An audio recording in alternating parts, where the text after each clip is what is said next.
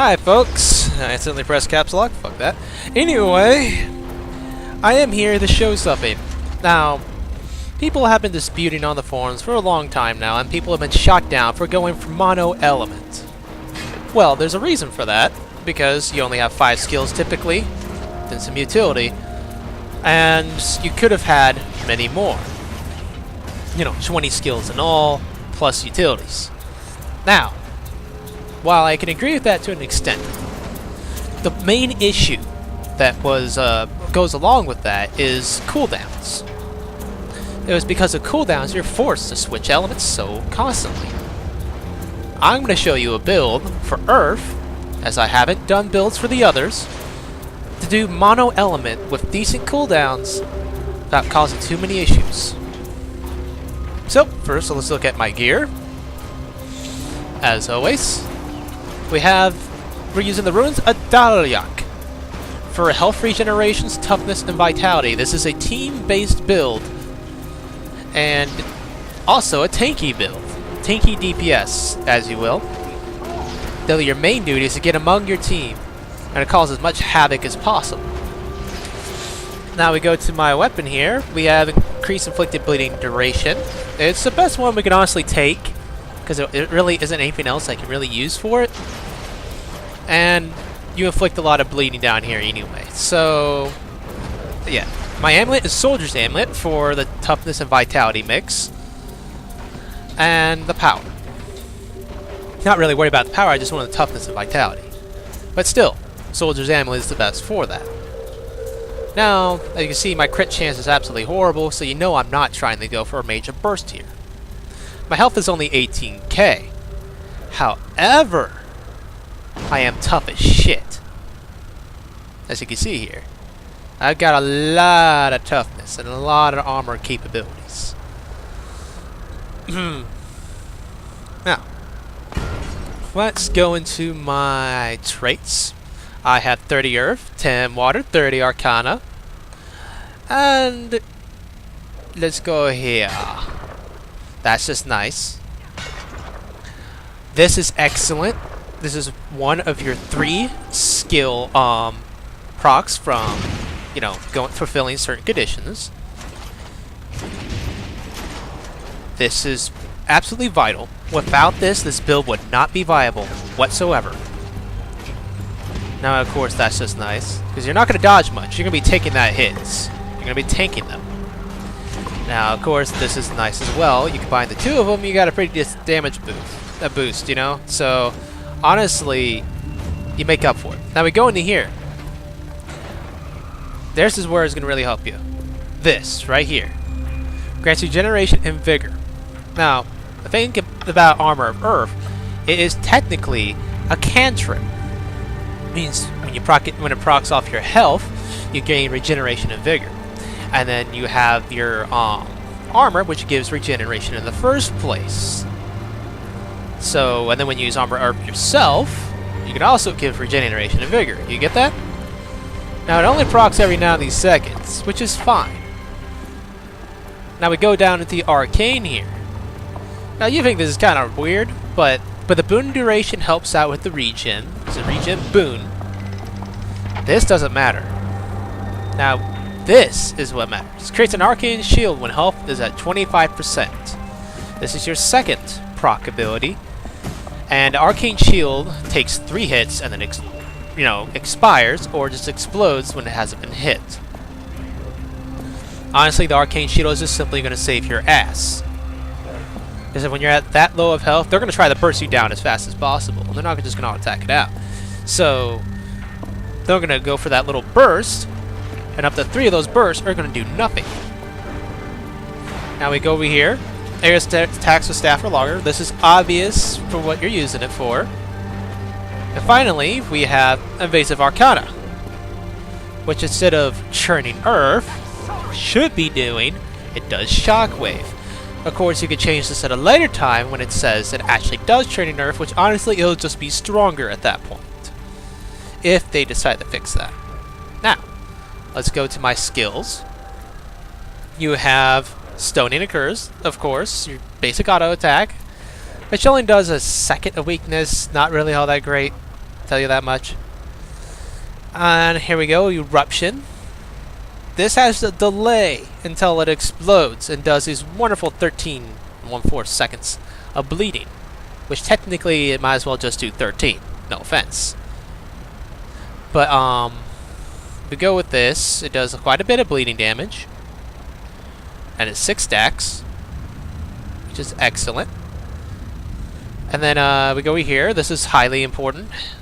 If you see ranged characters getting ready to go for some burst, get in there. They'll switch to you. You're an elementalist. You're squishy. Easy kill, right? So they switch to you. You know they're going to go for those big burst projectiles immediately. Boom. Reflect projectiles. I have seen guys go all the way from full health to half health because of stupidity. Because they just kept firing. Normally you're only going to get them down like 1/4 or, you know, 1/8. It's just a nice way to stop their burst. Make them think twice about attacking you. Unsteady ground. This is a wonderful thing to use when you're running away or in the middle of a team fight. And the same thing is that you should be using this or this, which is a wonderful immobilize. You can use this for people that are trying to get away so that your team can get to them. Use one of these two if you're going to use this, unless you just make this go out in the middle of a team fight. But most people are still going to notice anyone. Well, if they're facing the direction, they'll notice the rocks moving, then they're going to move.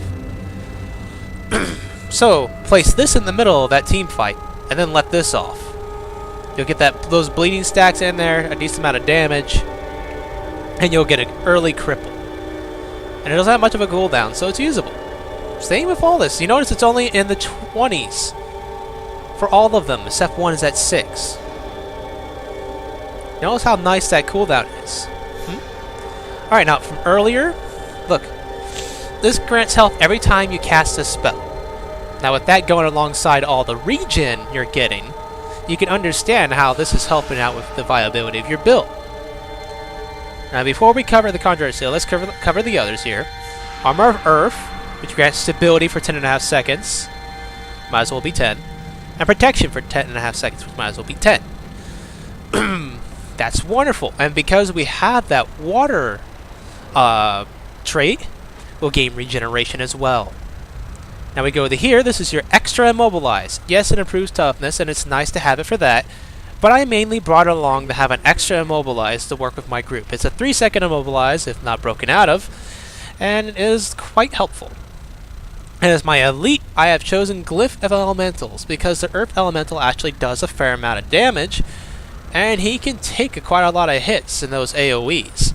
So he can just wade into the fight and go. And 120 is not too bad. You're not going to depend on him anyway. Now, let's switch to your skill that you're going to be utilizing alongside. This, of course, is the Magnetic Shield, or Conjure, or Shield. Let's go over the skills. You have the basic attack. This actually typically hits for 700, not 500, but it does do 500 sometimes. Anyway, this is an excellent technique. It does not say it, but it actually does some fairly good damage. It's about around the same damage as your shield smack. But what's important about it is the cripple, and it's a low cooldown. Magnetic Surge lets you leap at basically shoot at an opponent and daze them. Now, if you see a thief or you see a warrior coming in and they're going straight for a high priority target of your team that's going to be supporting you, immediately use Magnetic Surge. You'll daze them. Straight after that, cripple them. And if they still manage to nearly get off that burst, Magnetic Shield to pull them in. Now the great thing about this, they can pull multiple targets. Let's just summon it again. Always remember where you place your shield, by the way, folks. Always remember that. It's stuck in the ground. Well, there's a bug. Anyway, Magnetic Shield can pull as many as 3 or 4 people straight to their knees. I think I've seen more pulled, but I'm not exactly sure what the usual average amount is. But it has a very nice radius and range. And in a team fight, this can change everything. You pull the entire team into a ball. which then is lethally dangerous to AoE. Now you have two options after you do that.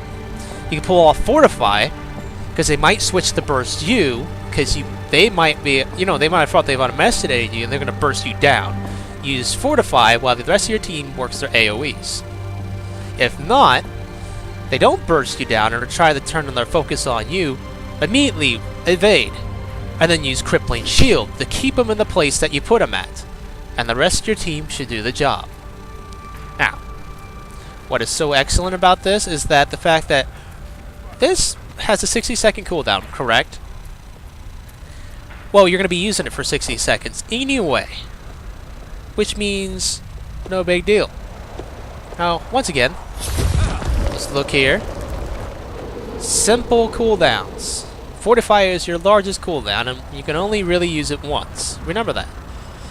Now, say you use up all these skills, you're keeping your team going, and now you need your staff.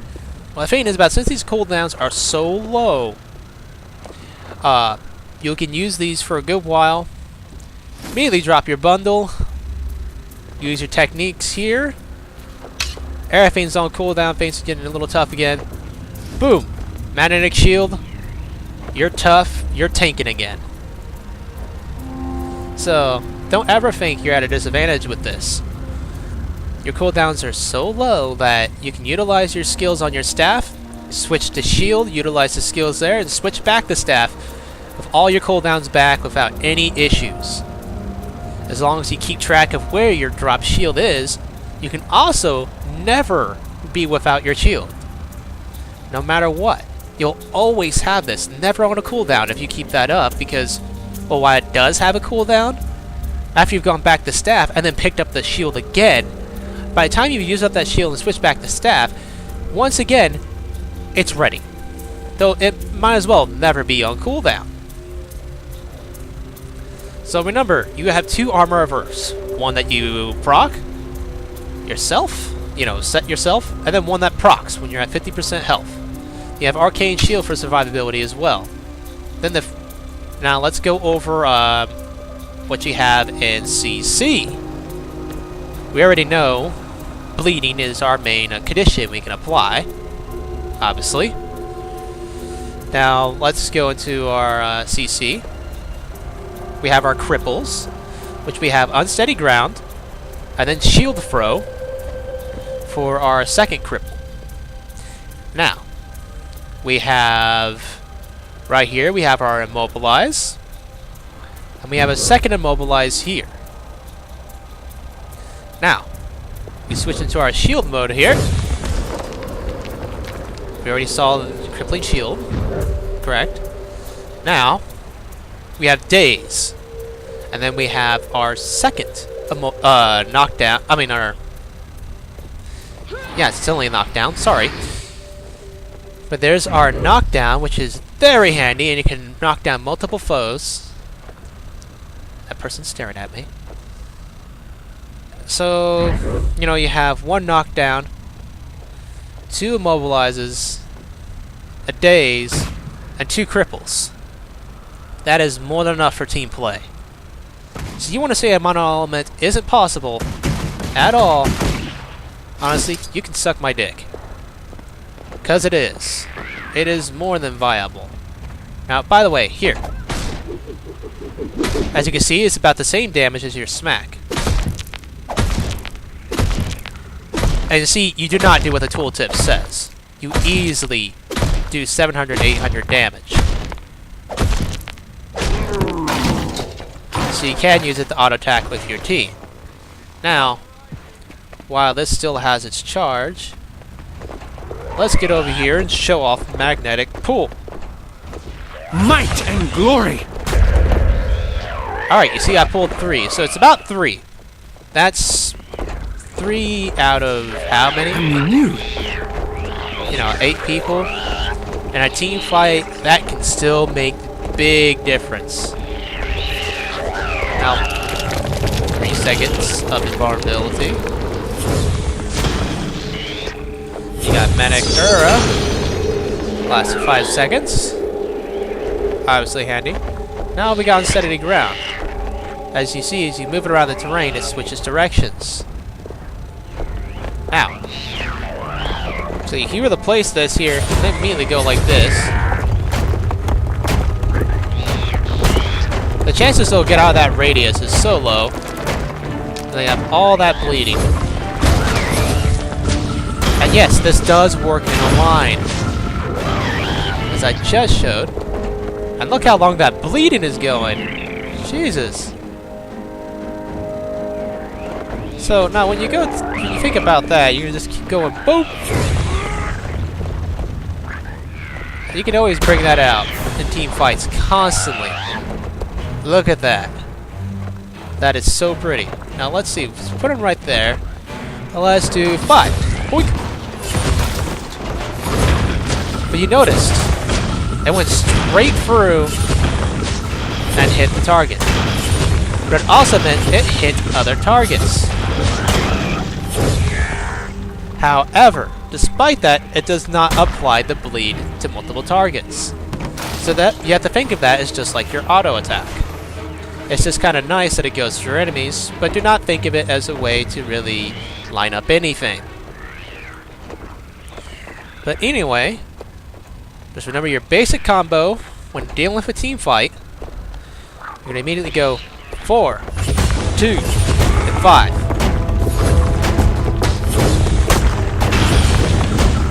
Get all your bleed stacked in there. You got the cripples, and you just immobilize somebody. Now they know that you're CC and what you're doing, so boom, magnetic. Take care of anybody on the outside who's trying to take care of you. Now we go to Earth Shield here. Boom.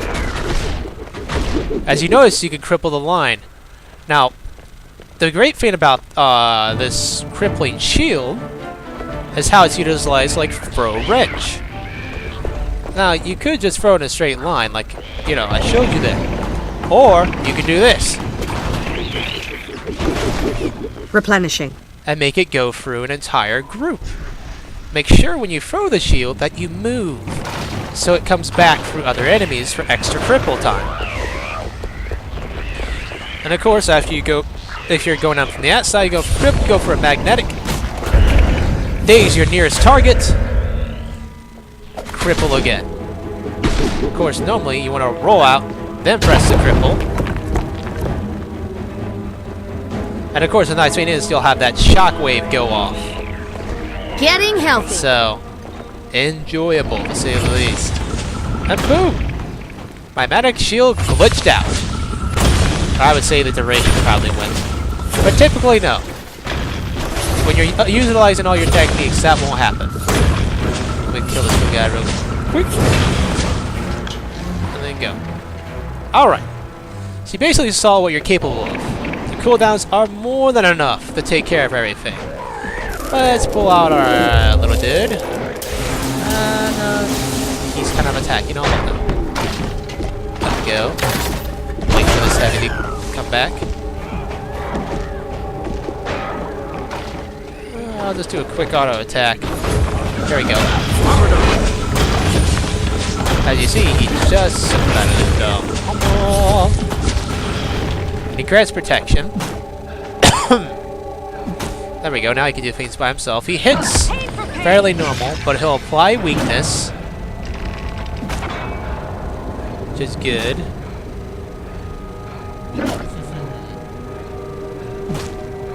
He doesn't do all that much damage, I'm not gonna lie. But he does apply weakness, which is wonderful. And he'll apply a cripple every once in a while, and protection. So if he weighs into a team fight, that is quite helpful. So anyway, this has been my mono element Earth build. This is a team fight based build. And it's probably one of the few ways you can build an LE tank. Alright, so, well, thank you for your time, and I hope you enjoyed the build. Give it a shot, and, get back to me. I have used this in SPVP. Anyway, take care, folks. Bye.